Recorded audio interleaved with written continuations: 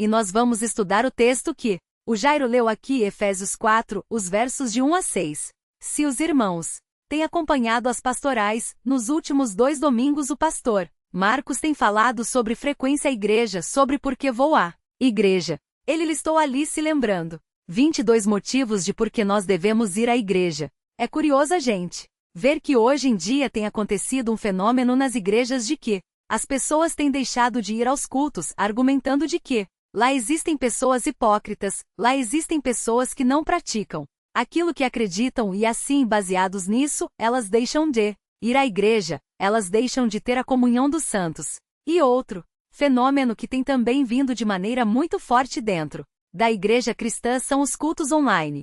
As pessoas têm deixado de ir à igreja para poder assistir os cultos nas suas casas. Às vezes tem pessoas que de fato não podem vir à igreja por algum motivo. Às vezes a distância, muitas vezes a saúde e de alguma forma elas são impedidas de vir à igreja e desfrutar da comunhão. Mas uma pessoa que pode estar aqui e deliberadamente deixa de vir à igreja para assistir o culto online, ela está negando a necessidade da comunhão que tem muito a ver com as pastorais do pastor Marcos também. Isso talvez tenha relação com a ideia que as pessoas têm acerca do que é a igreja. Algumas pessoas pensam que a igreja é como se fosse um clube, onde elas vêm, têm um pouco de entretenimento aos domingos, pontual. Às 7 horas elas sentam no bom, vem o culto, o pós-lúdio acabou de tocar, elas se levantam e vão embora como se fosse a dose de entretenimento da semana. Então elas pensam que a igreja é um clube, ou ainda pensam que a igreja é,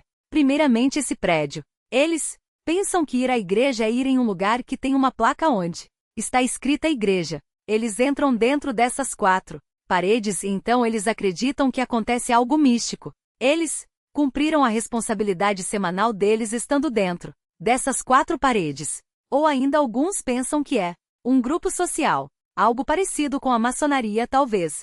Ah, eu vou na igreja porque lá tem um irmão que é advogado e se eu precisar, ser defendido em alguma causa, vou falar com ele, uma troca de favores. Alguns pensam isso. E com certeza, os irmãos já se depararam com um pensamento assim.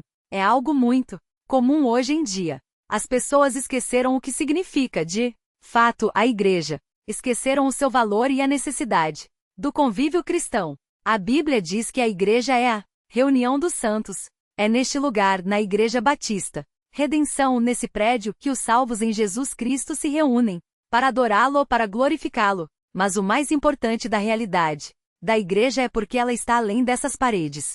Trata-se de uma união coletiva onde nós, salvos por Jesus, nos reunimos para adorá-lo. É uma realidade espiritual que transcende essas paredes, que está muito além daqui, que se estende às nossas casas, que se estende às escolas, aos trabalhos, onde nós estivermos. Esse é o papel da igreja que não se limita somente, não é de forma nenhuma um clube, não se limita aos domingos, e muito menos se limita a esse espaço físico que nós estamos nos reunindo. Agora, a questão é que alguns dizem assim: tudo bem, a igreja é uma realidade espiritual, eu concordo com isso, mas então que eu posso ser crente da minha casa? Porque aí eu vou evitar problemas de discórdia, eu vou evitar problemas de briga, e isso vai fazer eu ser mais santo se eu assistir um culto online. A questão é que a Bíblia não dá margem para isso. A Bíblia sempre mostra o convívio cristão como sendo algo coletivo. A adoração cristã, ela existe, sim, no aspecto pessoal, onde nós estamos prestando culto a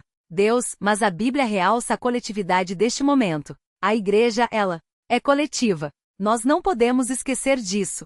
Essas pessoas parecem que esqueceram disso quando pensam que podem ficar no conforto de suas casas e não estar em comunhão conosco. Elas não estão em comunhão com ninguém, apenas com a tela dos seus computadores. A Bíblia enfatiza isso. A Bíblia mostra o convívio cristão.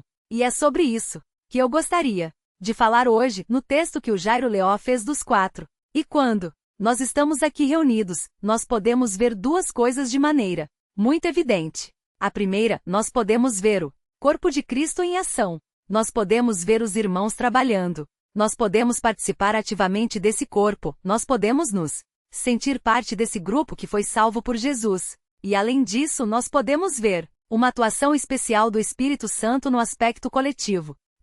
Espírito Santo atua de maneira individual em nós, Nós somos santificados diariamente, mas quando nós estamos reunidos como igreja em comunhão, nesse convívio cristão, o Espírito Santo atua de maneira especial nos moldando, nos dando humildade, nos dando submissão, interesse pela vontade dos outros. Considerar os outros superiores a si mesmo não significa somente fazer isso no trabalho, na escola, mas significa fazer isso aqui também, dentro da igreja. Então, diante do texto que o Jairo leu, Efésios 4, eu gostaria de meditar especialmente no verso 3. Vou ler de novo o verso 3 para os irmãos. Efésios 4, 3. Esforçando-vos diligentemente por preservar a unidade do Espírito no vínculo da paz. Vamos ver o que esse texto nos diz a respeito do convívio cristão. E olhando para o texto, eu bolei uma mensagem central. Elaborei uma mensagem central, que é a seguinte: o convívio cristão evidencia o caráter especial da igreja. Está aqui na tela para os irmãos. O convívio cristão evidencia o caráter especial da igreja. O que quer dizer isso?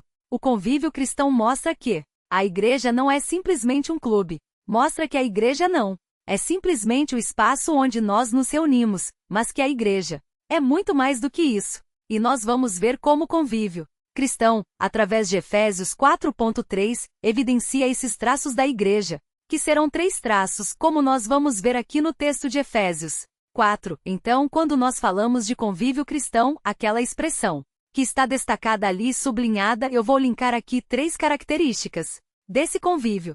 3 características do convívio cristão, e nós vamos ver que cada uma dessas características evidencia como a igreja é diferente das concepções erradas que as pessoas têm e como a igreja é fundamental para a nossa vida. A primeira característica do convívio cristão é que ela exige esforço. Vejam o que diz o comecinho do verso 3, esforçando-vos diligentemente. Essa expressão, esforçar-se diligentemente, ela não carrega toda a força que o termo grego quer passar. Aqui, a ideia de esforçar-se diligentemente é você colocar todas as suas forças nisso. O texto em português parece dar a ideia de que pode ser que isso aconteça ou não, que a unidade cristã seja mantida ou não, mas não é isso que Paulo está falando aqui. Paulo está falando que nós temos que depositar todas as nossas energias, nós temos que nos empenhar com as nossas forças para manter a unidade da igreja, a unidade do Espírito. Então, quando nós lemos aqui, esforçando-vos diligentemente, nós precisamos ter em mente a ênfase que Paulo está dando. Ele está usando uma palavra enfática. Vocês devem fazer isso com todo o empenho de vocês. Se vocês repararem, o verso 3 não é o começo da sentença. Antes disso, no verso 2, Paulo começa uma linha de pensamento. Então vamos ver como esse esforço deve se mostrar de maneira prática. A carta aos Efésios funciona basicamente assim. Dos capítulos 1 ao 3 trata-se de doutrina, instruções doutrinares. E dos capítulos 3 até o final, trata-se de aplicações práticas dessas verdades que Paulo comentou nos primeiros 3 capítulos. Então vamos ver Efésios 4, vamos começar a ler do verso 1 novamente para que nós possamos acompanhar o raciocínio de Paulo. A que fosse chamados com toda humildade e mansidão, com longanimidade, suportando-vos uns aos outros em amor. E aí vem, ele fala, esforçando-vos diligentemente. Então parece que Paulo está dizendo aqui no verso 2 o seguinte: olha, vocês vão praticar esse esforço. Vocês vão executar esse esforço da seguinte maneira: primeiro, vocês vão ser humildes. Vejam o verso 2 com toda a humildade. Quando nós pensamos em humildade, eu gosto de pensar como algo que você recebe, mas também como algo que você dá. Algo que é receptivo, mas também algo que é proativo. Porque eu acredito nisso? Pois bem, quando nós pensamos em humildade, não se trata daquele conceito de que a pessoa não tem que ter poder aquisitivo. Geralmente a gente fala ela é uma pessoa humilde, porque ela não tem muito dinheiro. Mas não tem nada a ver isso aqui. Não é isso que Paulo está falando. Quando ele fala de humildade, é uma atitude para com os outros. É uma atitude de considerar os outros superiores a si mesmo. É uma atitude de partilhar dos interesses uns dos outros. Parece que isso fica claro no texto de Filipenses 2. Abraham, lá em Filipenses 2, virar um pouco as páginas da Bíblia, nós vamos ver Paulo defendendo essa ideia da humildade. É uma maneira prática que exige esforço. A humildade, ser humilde, exige esforço da nossa parte. E Paulo vai dar aqui um panorama e depois ele vai dar um exemplo acerca da humildade cristã. Então vejam lá Efésios 2, os versículos de 3 a 8. Diz assim Felipe, pensa esses. 2 de 3 a 8. Nada façais por partidarismo, ou vanglória, mas por humildade, considerando cada um os outros, superiores a si mesmo. Não tenha cada um em vista o que é propriamente seu, senão também cada qual o que é dos outros. É um interesse pelo que os outros querem também. É um interesse coletivo, algo que eu tenho os meus interesses, mas eu não vou excluir os seus. Os seus interesses tornam-se os meus interesses também nessa unidade dinâmica da igreja. O verso 5 agora. Tende em vós o mesmo sentimento que houve também em Cristo Jesus. Paulo vai exemplificar agora. Ele vai falar, essa disposição humilde é exemplificada pelo sentimento que houve em Cristo, o que nós chamamos de akenoses, o auto-esvaziamento de Cristo. Vejam lá o verso 6 agora. Pois ele, Jesus Cristo, subsistindo em forma de Deus, não julgou como usurpação o ser igual a Deus, antes a si mesmo se esvaziou, assumindo a forma de servo, tornando-se semelhança de homens e reconhecida em figura humana. A si mesmo se humilhou, tornando-se obediente até a morte e morte de cruz.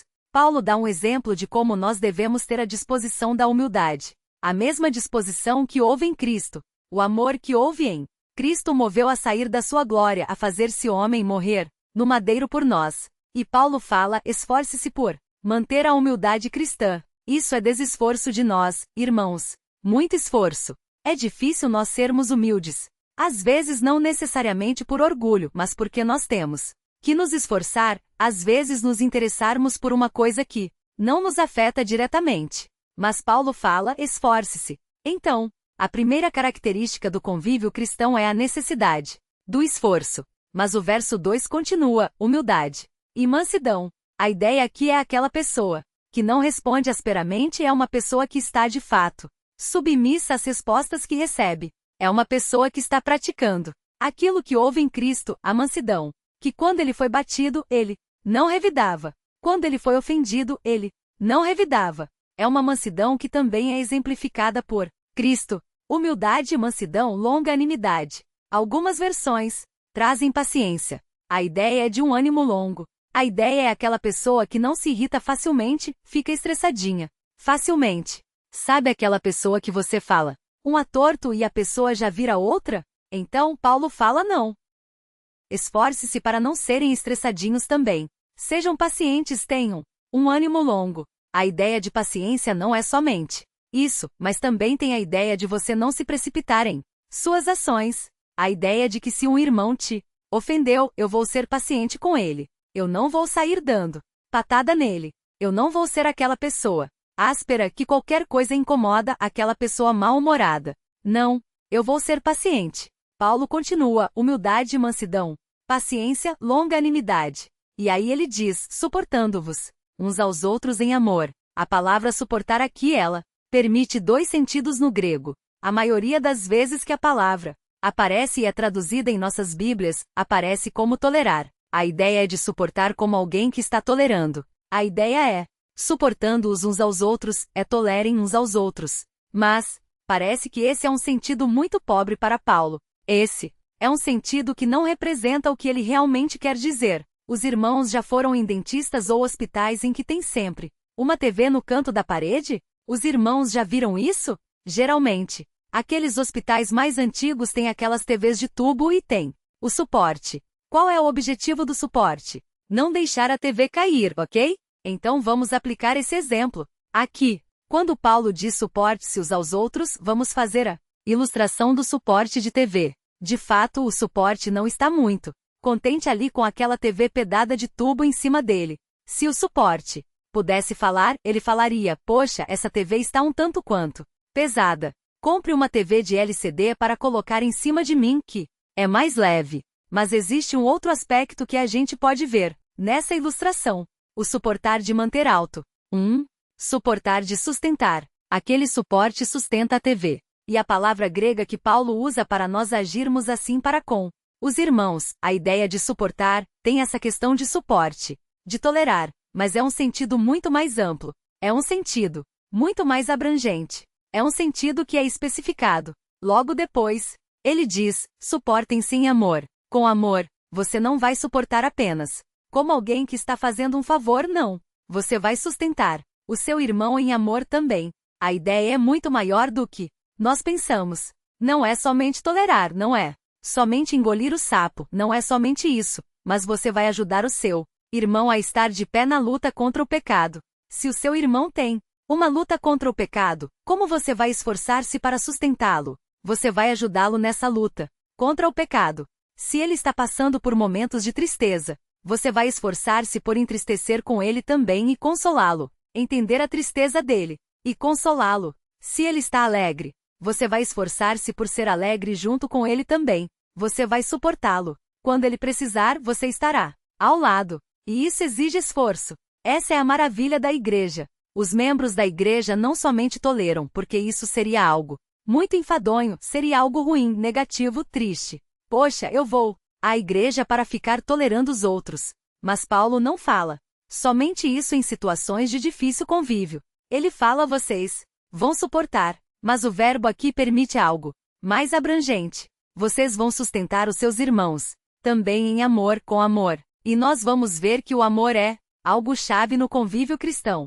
O amor é algo fundamental. Por que o amor é algo fundamental? Nós vamos ver agora a relação entre a palavra suportar e o amor. O que diz 1 Coríntios 13, o capítulo do amor? 1 Coríntios 13, versículo 7. Diz que o amor tudo suporta. Olha aqui a mesma palavra, suportar. Não é coincidência. Com certeza não é uma coincidência. Paulo tem essa ideia muito nítida em mente. É o amor que sustenta tudo isso. Se você não ama o seu irmão, não vai adiantar você vir à igreja com qualquer tipo de disposição, porque é o amor que sustenta. É o amor que nos faz tolerar aquilo que nos incomoda e é o amor que nos ajuda a levantar o outro quando é necessário. Mas isso exige esforço. Isso nos tira da nossa zona de conforto. C.S. Lewis, um escritor britânico, aquele que escreveu As Crônicas de Narnia, ele era cristão, pensador cristão. Ele disse certa vez que o cristianismo não é confortável, que ele não tinha crido no cristianismo porque o cristianismo era confortável, mas que ele havia crido no cristianismo porque o cristianismo era verdadeiro. Pensem nisso agora. O cristianismo não é nada confortável. De fato, você tem que conviver muitas vezes com pessoas que têm algumas ideias diferentes das suas. Isso exige esforço seu. Isso exige esforço de nós. Nós estarmos ali, não somente tolerando, mas sustentando os nossos irmãos também. O esforço está nítido no verso 2. Humildade, mansidão, longanimidade e suporte com amor. Essa é a primeira característica do convívio cristão. Ele exige amor, ele exige esforço, ele exige atitudes práticas que muitas vezes nos tiram sempre nos tiram da nossa zona de conforto. Nós estamos dizendo, na nossa mensagem central baseada no versículo 3, que o convívio cristão evidencia o caráter especial da igreja. Se você está num clube e você não gosta de uma pessoa, o que você faz? Você simplesmente vai para longe dela. Você não precisa ficar tolerando-a. Mas na igreja não é assim. Se você está apenas num prédio, você pode ir para outro canto do prédio. Mas na igreja não. É assim, porque a igreja tem um caráter especial. E a primeira característica é o esforço. Mas o texto continua. Vamos ver o que o texto diz depois do esforço. O verso 3. Efésios 4, 3. Esforçando-vos diligentemente por preservar a unidade do Espírito. Vejam, aqui a segunda característica do convívio cristão é que ele existe em unidade. A palavra grega aqui representa unanimidade também, unidade de pensamento. Nós representamos uma unidade, a igreja representa uma unidade. Nós estamos unidos em um laço, o laço de Jesus Cristo. Nós estamos unidos pelo Espírito Santo. É uma união, uma unidade. E Paulo fala a vocês, devem se esforçar para preservar esta unidade. Agora notem, é curioso aqui que não se trata de uma unidade matemática. Se nós pensarmos em uma unidade matemática, seria uma igreja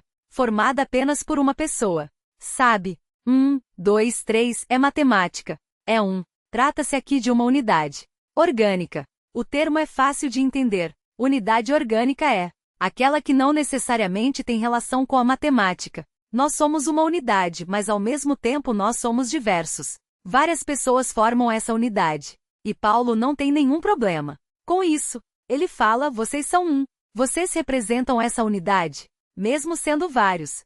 É interessante ele falar, olha, vocês devem preservar essa unidade. Por que será que ele usa a palavra preservar? Ele poderia usar a palavra esforcem-se por criar a unidade? Ele poderia usar a palavra esforcem-se por trazer à existência a unidade? Não. Sabe por que não? Porque não somos nós que criamos essa unidade. Essa unidade não parte de nós, essa unidade parte do próprio Deus. Vejam lá o que diz o texto de Efésios 2, os versículos 14 a 16. Vire aí uma página da sua Bíblia. Efésios 2, 14 a 16 diz assim: porque ele, Jesus Cristo, é a nossa paz, o qual de ambos fez um, e tendo derribado a parede da separação que estava no meio, a inimizade, aboliu na sua carne a lei dos mandamentos na forma de ordenanças, para que dos dois criassem em si mesmo um novo homem, fazendo a paz. Verso 16. Reconciliar-se ambos em um só corpo com Deus por intermédio da cruz, destruindo por ela a inimizade. O que Paulo está falando aqui?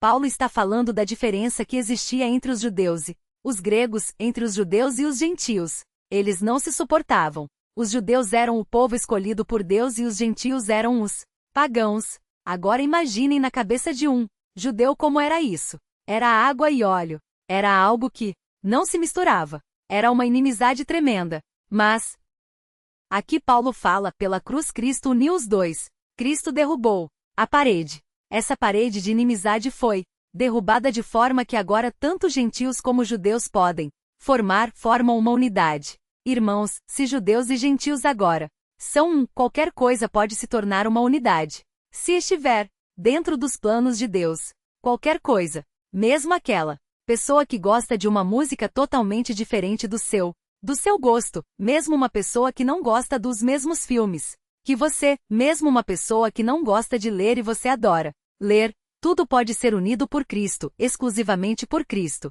Voltem lá agora para o capítulo 4, verso 3. Nós devemos conservar e, portanto, esta unidade que foi criada pelo próprio Deus, não foi criada por nós, não veio à existência por nós, não foi uma consequência que nós apenas aconteceu quando nós nos convertemos. Mas o próprio Deus criou esta unidade na igreja. E lembre-se, a ênfase que Paulo dá, vocês devem empenhar-se muito demais, com todas as suas forças para preservar esta unidade.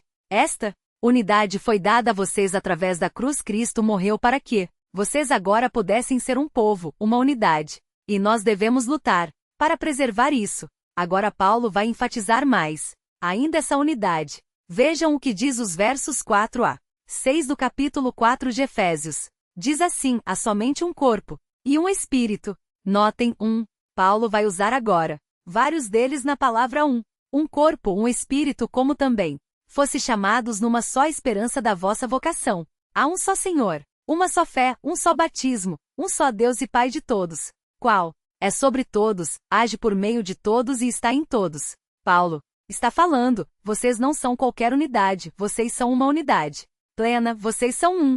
E Paulo vai enfatizar isso falando que nós temos a mesma fé, que nós somos batizados no mesmo Espírito, que nós temos um único Deus Pai, o qual age em nós. O Espírito Santo age em nós assim como age em nossos irmãos também. Assim como o Espírito Santo atua em mim, o Espírito Santo atua no Jairo, atua no Marcel. Uma unidade espiritual. Essa é a igreja, essa é uma característica fundamental do convívio cristão. E Paulo diz, esforce-se para manter isso, para preservar isso. Nem que sejam necessárias suas próprias vidas, mas mantenham isso, mantenham-se unidos, mantenham isso existindo entre vocês. E quando nós pensamos em unidade, parece que Paulo já usou uma ilustração parecida antes. No capítulo 1 de Efésios, ele diz que a igreja é o corpo de Cristo, e Cristo é o cabeça da igreja. Então parece que uma ilustração que Paulo sempre usa em suas cartas para se referir à igreja é o corpo físico. Vejam o que diz 1 Coríntios 12. 1 Coríntios 12 vai exemplificar essa unidade dinâmica da igreja, essa unidade orgânica. Nós vamos ver 1 Coríntios 12 dos versos 12 ao 20. Prestem atenção em como este princípio da unidade é ilustrado no texto de Coríntios 12 por Paulo. Diz assim o verso 12. Na minha Bíblia, o título desse parágrafo está como a unidade orgânica da igreja. E o verso 12 começa assim: porque assim como o corpo é um e tem muitos membros, e todos os membros, sendo muitos, constituem Um só corpo, assim também com respeito a Cristo. Ele enfatizou: muitos membros, mas um só corpo. Unidade. Verso 13. Pois em um só Espírito todos nós fomos batizados em um corpo, quer judeus, quer gregos, quer escravos, quer livres, e a todos nós foi dado de beber, de um só Espírito, porque também o corpo não é um só membro, mas muitos. Se disser o pé, porque não sou, o mão, não sou do corpo, nem por isso deixa de ser do corpo. Se o ouvido disser, porque não sou olho, não sou do corpo, nem por isso deixa de o ser. Se todo o corpo fosse olho, onde estaria o ouvido? Se todo fosse ouvido, onde o olfato? Mas Deus dispôs os membros, colocando cada um deles no corpo, como lhe aprove. Se todos, porém, fossem um só membro, onde estaria o corpo? O certo é que há muitos membros, mas um só corpo. Paulo está falando da variedade de dons espirituais que existem na igreja. Alguns têm o dom do ensino, outros têm o dom do aconselhamento, outros têm o dom de administração. São diversos os dons, mas Paulo fala, ainda que haja esses diversos dons, vocês constituem uma unidade orgânica, uma unidade que é uma característica da igreja cristã, que os outros grupos não têm. E no verso 13 de 1 Coríntios 12 tem algo interessante aqui. Ele diz assim no versículo 13, pois em um só Espírito todos nós somos batizados em um corpo. A ideia é que quando nós somos batizados, o verbo batizar, baptizo, ele tem a ideia de mergulhar. Nós somos mergulhados no Espírito, num único corpo. Não necessariamente se referindo aqui ao batismo em águas, mas ao batismo no Espírito Santo. Quando nós aceitamos a Cristo, nós somos inseridos em uma nova esfera, através do Espírito Santo. Todos nós somos batizados em um corpo, quer judeus, quer gregos, quer escravos, quer livres. Vejam a variedade que existe dentro da igreja e ainda assim ela constitui uma unidade. Judeus, livres, aquela inimizade como nós vimos em Filipenses foi quebrada. Pela cruz Jesus quebrou aquilo e agora nós somos um. Isso é uma característica fundamental do convívio cristão. Existe aqui, no Brasil, acho que existe no exterior também uma igreja chamada Bola de Neve. A proposta da Bola de Neve, dentre outras propostas antibíblicas, é que seja uma igreja voltada exclusivamente para jovens, tanto que o púlpito é personalizado. Para jovens, alguns pastores se vestem como jovens. O problema é se eles te vissem como uma missão para jovens. Nós temos cultos para os jovens, nós temos cultos para as crianças. Mas agora vejam, a igreja ela é diversa. Na igreja precisam ter crianças, precisam ter adolescentes, precisam ter jovens, precisam ter adultos, precisam ter idosos. Deus assim o quis. E essas barreiras de idade não impedem isso, porque tudo isso foi unido em Cristo. Nós somos batizados em um só Espírito. Agora pensem como isso é maravilhoso. As nossas diferenças são superadas pela atuação do Espírito Santo em nós. As nossas barreiras culturais, barreiras pessoais, elas são quebradas, sobrepujadas, superadas pela atuação do Espírito Santo que nos coloca em um único corpo. Mas as nossas diferenças não são abolidas. Os nossos dons, que são diferentes, continuam a ser exercidos de maneira diferente. Mas isso, ainda assim, constitui humanidade. Uma única fé. Jesus é o Salvador. Uma única igreja universal. Aqui, ou no Zimbábue, ou na Coreia do Sul, ou no Japão, todos nós, a Igreja de Cristo constitui humanidade. E é no convívio cristão que nós podemos vislumbrar isso de maneira especial. Irmãos, a igreja seria o local mais improvável para as coisas darem certo. Por quê? As pessoas que convivem são muito diferentes. Mas o Espírito Santo faz com que as nossas mentes estejam em comum acordo. E nós prossegamos para um único alvo. Isso exige esforço, como nós já vimos. A primeira característica exige esforço. Esforço para manter essa unidade. Seria ótimo se a igreja tivesse só São Paulinos. Mas ela tem corintianos, tem palmeirenses, tem santistas. E vejam, até corintianos e São Paulinos convivem em harmonia dentro da igreja, exceto em época de Libertadores, que aí fica difícil. Mas vejam como as nossas diferenças, por menores que sejam, isso é uma ilustração boba, simples, mas mostra como o Espírito Santo supera as nossas barreiras. Como o Espírito Santo sobrepunha aquilo que nos impede de estar em comunhão. E agora, com o Espírito Santo atuando em nós, nós podemos representar a humanidade. Mas isso exige esforço, porque nós continuamos ainda lutando contra o pecado. Nossa mensagem central é que o convívio cristão evidencia o caráter especial da igreja.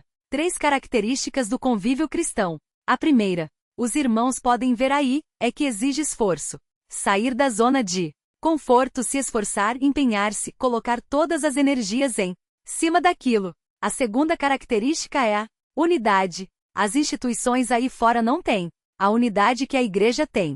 É muito comum em empresas existirem aquelas palestras motivacionais, onde vai lá o CEO da empresa. Ele chega e fala: você faz parte dessa empresa, vista a camisa. Aquelas palestras que fazem você vestir a camisa da empresa mesmo. Mas essa unidade não chega nem perto da unidade que nós temos em Cristo. E essa é a segunda característica que evidencia como a igreja é especial. Mas o texto de Efésios continua: esforcem-se diligentemente por preservar a unidade do Espírito no vínculo da paz. Quando nós pensamos em paz, nós podemos pensar num ambiente pacífico. Nós estamos em paz.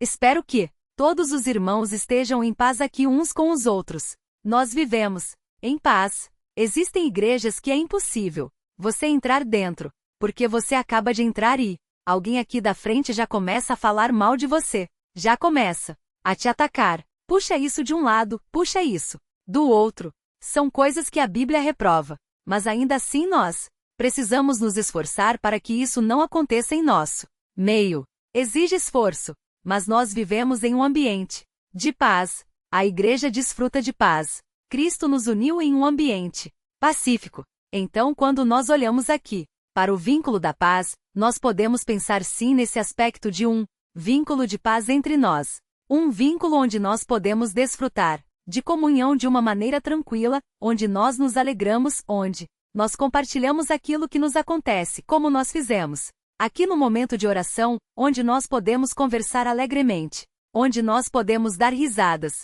Tudo isso é fruto da paz, sem dúvida. E graças a Deus, porque nós somos unidos nesse vínculo da paz. Mas eu acho que paz aqui talvez tenha um sentido um pouco maior. Não somente o ambiente, mas a paz que nós temos para com Deus. O vínculo da paz que nós temos para com Deus, ele se reflete em nossos relacionamentos com os outros. Nós temos agora paz para com Deus.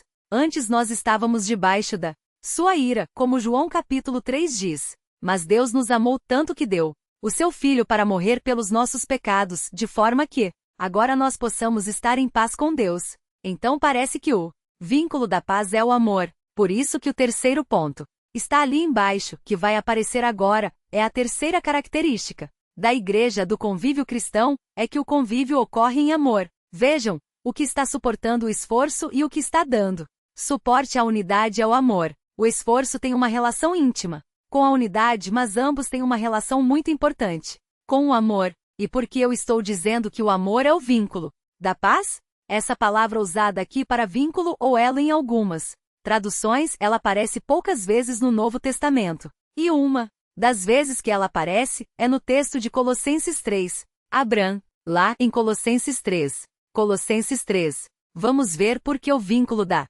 paz é o amor e, consequentemente, porque a característica do convívio cristão é ocorrer em amor. Vejam o que diz Colossenses 3, de 12 a 15. Revestir-vos, pois, como eleitos de Deus, santos e amados, de eternos afetos de misericórdia, de bondade, de humildade, de mansidão, de longanimidade.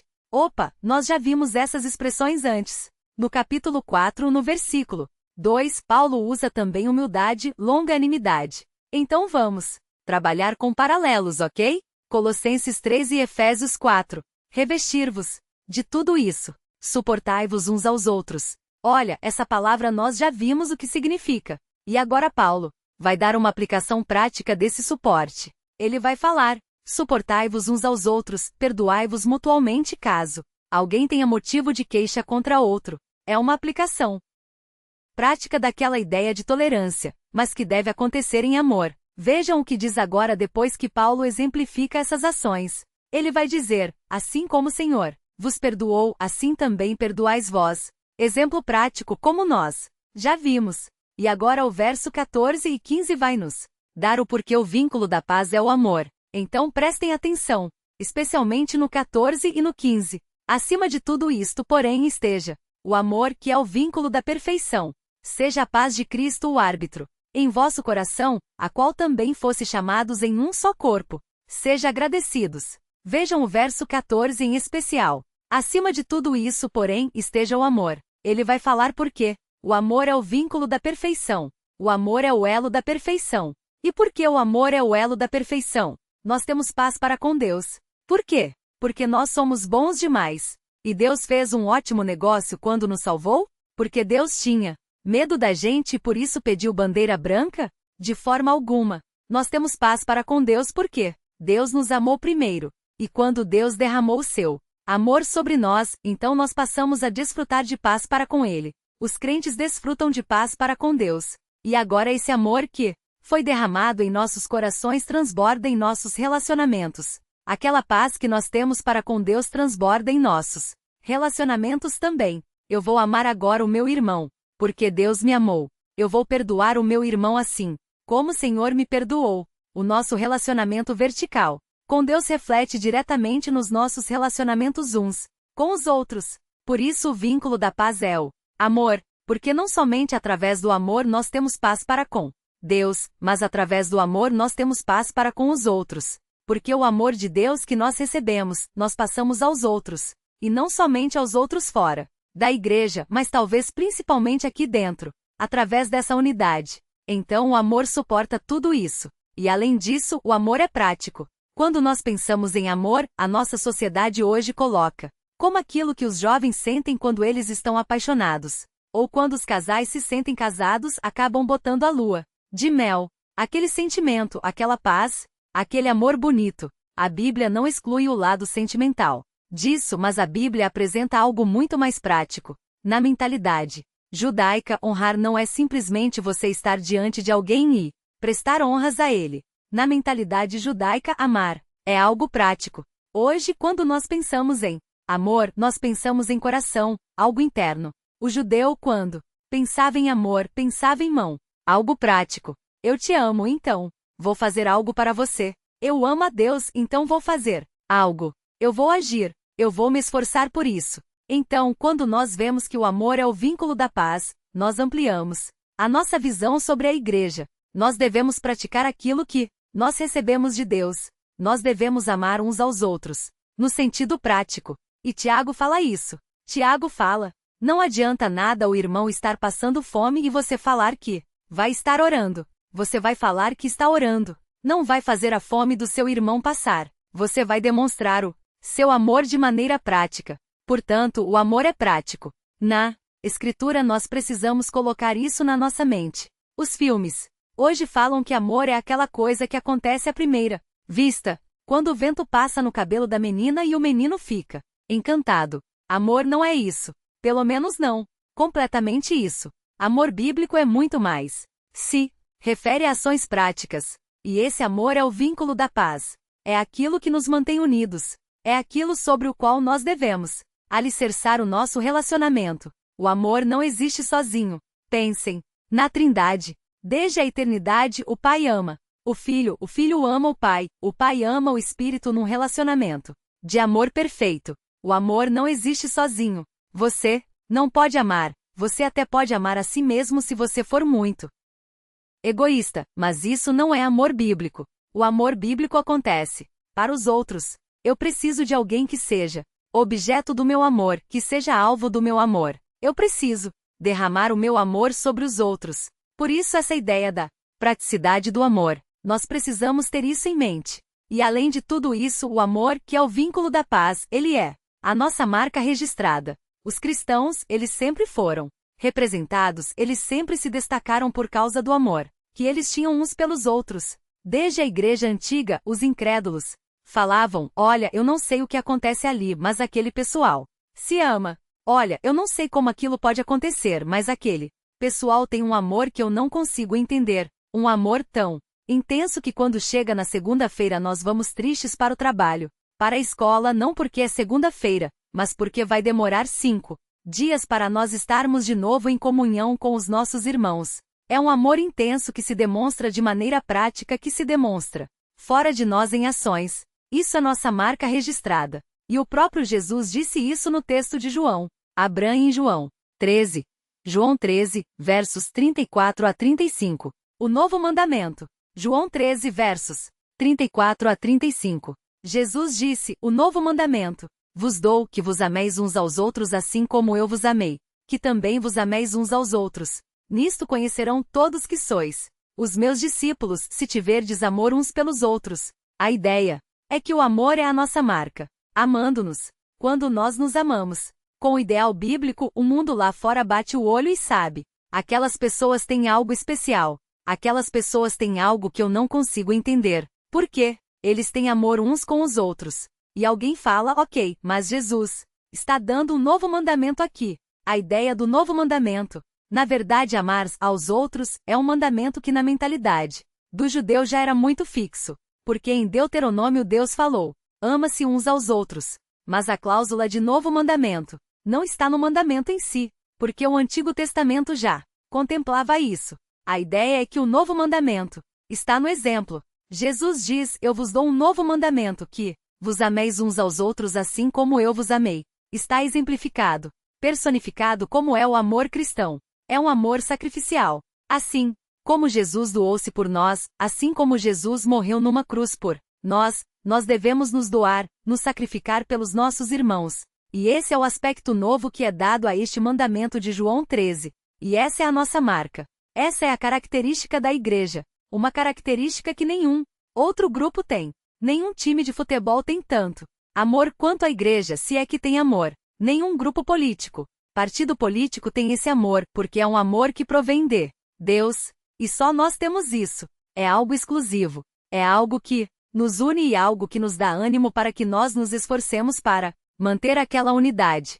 Por isso eu disse na mensagem central que o convívio cristão, este momento que nós estamos tendo aqui, o momento do cafezinho não é somente uma instituição social, é importante também. O momento do cafezinho é onde nós podemos procurar um ou dois irmãos conversar com eles sobre coisas que nós não podemos conversar ao longo do culto. O momento do cafezinho é muito importante e ele evidencia as características especiais da igreja, que nós vimos aqui, no texto de Efésios 4, que são 3. Esforço, a unidade e o amor. Se nós temos isso em mente, nós não vamos pensar em negligenciar o convívio dos santos. Nós não vamos ter uma ideia equivocada acerca da igreja. Nós não vamos deixar de sair das nossas casas no frio e vir à igreja. Nós não vamos ficar contentes e ver um culto online. Algumas pessoas realmente não podem vir, mas em tudo que nós pudermos fazer, nós vamos nos esforçar para estar aqui com o povo de Deus Santo. Isso se harmoniza perfeitamente com aquilo que o pastor Marcos falou nas últimas duas pastorais, os motivos pelos quais nós vamos à igreja. Quando nós pensamos em aplicações, pensei em duas principalmente. A primeira é que algumas pessoas dizem que não vão à igreja porque lá existe muita mentira, lá existe muita fofoca, lá existe muito tudo de mal dentro da igreja. No mundo não. No mundo não tem fofoca, no mundo é lindo. Agora a igreja, meu pai amado, a igreja tá perdida. Algumas pessoas que dizem isso esquecem do que nós acabamos de ver, esquecem a unidade que transcende as paredes daqui, a unidade que transcende o individual e adentra o coletivo. As pessoas esquecem disso. Então, para uma pessoa que disser isso para você, você vai fazer ok. Se você não vai na igreja, então você vai ler Efésios 4 na sua casa, tá bom? Você vai ler Efésios 4 e depois você vai ler 1 Coríntios 12 também. E leia Colossenses 3 também, porque afinal de contas, se você não vai à igreja, você vai ter bastante tempo para ler a Bíblia. Isso mostra o quanto nós devemos valorizar esse momento. Essas pessoas não compreenderam ainda perfeitamente o porquê nós estamos reunidos aqui. Isso não é algo que acontece para o nosso entretenimento. Isso é algo que acontece para que nós glorifiquemos a Deus, para que nós obtenhamos conhecimento de Cristo e assim façamos isso através da comunhão, através do convívio cristão. E uma outra aplicação é referente à unidade da igreja. Pensem nas reuniões disciplinares que nós temos aqui. Muitas vezes em reuniões dessas, trata-se apenas da disciplina de um indivíduo, mas a igreja inteira se envolve naquele processo disciplinar. Por quê? Porque a igreja é chata? De forma nenhuma. Porque o seu pecado, o meu pecado, afeta a unidade da igreja. Nós não precisamos ir muito longe. Olhe para você mesmo, assim como estou olhando para mim. Muitas vezes quando nós pecamos, nós esquecemos dessa unidade da igreja. Poxa, se eu sou um membro do corpo de Cristo, tudo aquilo que eu fizer que prejudique o corpo vai ter efeitos catastróficos. Recentemente o Ivan Venturini fez um corte no dedo, e ele rompeu alguns ligamentos, de forma que ele não podia mexer a mão. A eficiência da mão dele não era a mesma. Agora pensem, foi apenas um dedo, um único dedo, e toda a mão foi prejudicada. Agora imaginem os efeitos do pecado no corpo de Cristo. Então, quando nós estivermos diante de situações onde nós iremos pecar, que nós nos lembremos disso. Espera aí, esse meu pecado vai prejudicar a unidade da igreja. Vai macular a igreja de Cristo que é santa. As pessoas vão olhar e vão falar, opa, espera aí, esse cara é igual a nós. Então, a igreja não é tão diferente assim do que eu pensava. A igreja não é tão diferente de uma reuniãozinha legal do clube do Bolinha. Mas, não é assim que funciona. Nós devemos lembrar que o nosso pecado afeta a igreja diretamente. Nós vemos isso ilustrado nas reuniões disciplinares. Nós vemos isso ilustrado nas exortações.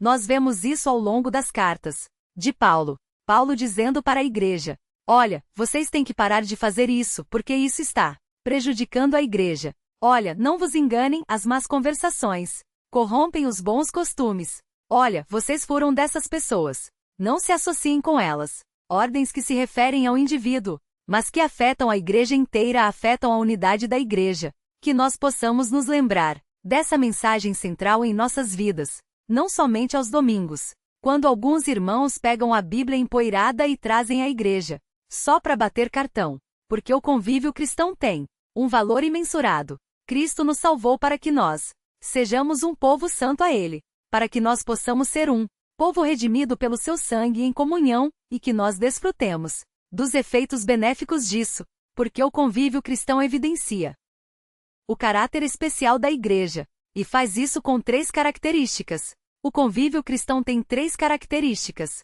que exaltam essa especialidade da igreja. O primeiro ponto é que exige esforço. A segunda característica é que nós não podemos esquecer que nós somos uma unidade. A igreja é uma unidade, nós precisamos lembrar disso. E o terceiro ponto é que tudo isso é unido, é amarrado pelo amor, que é a nossa base, é o nosso suporte. Agora eu vou pedir para o pessoal da projeção tirar a projeção, e da última vez eu sempre pergunto para os irmãos, mas hoje eu deixei uma colinha na lousa ali para vocês, então eu gostaria que os irmãos lembrassem mais ou menos da mensagem central. Será que nós conseguimos lembrar sem a colinha? Então o convívio cristão evidencia o quê? O caráter especial da igreja. De novo, o convívio cristão evidencia o caráter especial da igreja. E nós vimos 3 características. A primeira característica que exige sair da nossa zona de conforto, atuar. Segunda característica, eu não escutei direito, unidade. Pois bem, é uma unidade, nós somos uma unidade em Cristo, nós somos um corpo, somos vários corintianos, palmeirenses e são paulinos, mas nós somos um único corpo em harmonia, em unidade. E a terceira característica é que tudo isso ocorre sobre o amor. A nossa base é o amor cristão, aquele amor sacrificial, ilustrado pelo próprio Cristo, em nossas vidas. Que nós nos lembremos disso e que assim nós valorizemos os nossos domingos, as nossas quartas, os nossos sábados, todos os momentos em que nós pudermos estar junto com os santos, porque aquilo evidencia o caráter especial da igreja. Vamos orar? Santo e poderoso Deus, obrigado porque o Senhor nos comprou pelo seu sangue e obrigado porque o Senhor quebrou todas as barreiras que nos impediam de nos relacionarmos entre nós. Obrigado porque através da atuação do seu Espírito nós podemos ser um único povo, uma unidade. Mas, Senhor, nós sabemos que isso exige esforço de nós porque a sua palavra o diz e nós vemos isso na prática. Dá-nos, por favor, um espírito humilde, manso, sereno, longânimo, e que assim nós possamos suportar uns aos outros, não somente no sentido de tolerância, mas que nós possamos sustentar os nossos irmãos em amor, que é o vínculo perfeito, que demonstra o amor que o Senhor derramou em nossas vidas, Pai, e que nós possamos transbordar este mesmo amor uns para os outros, e que assim nós valorizemos cada minuto, Pai, que nós temos juntos no domingo, no sábado, na quarta, onde nós estivermos reunidos como igreja. E que isso nos alerte, Pai, de que o nosso pecado afeta essa unidade orgânica, essa unidade fundamental, essencial à igreja e que evidencia a sua glória e que existe para a sua glória. Essa é a nossa oração. Em nome de Jesus. Amém.